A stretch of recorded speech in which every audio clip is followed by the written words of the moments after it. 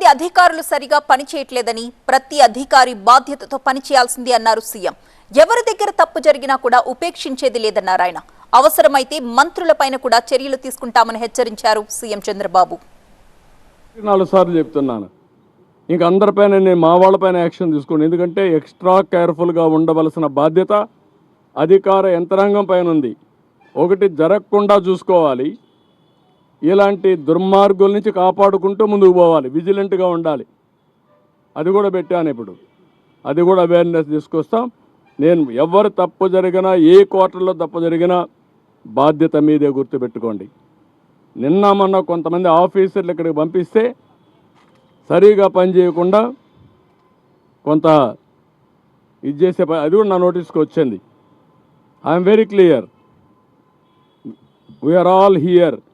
ప్రజాధనాన్ని మనకు శాలరీస్ ఇస్తున్నారు, public tax payers money. We're here to do job. అంతేగాని ఇంకొక మాట ఎవరైనా మాట్లాడితే మాత్రం చాలా సీరియస్గా ఉంటుంది. ఏమనుకుంటున్నారు మీరు? జీతం తీసుకోవడంలా?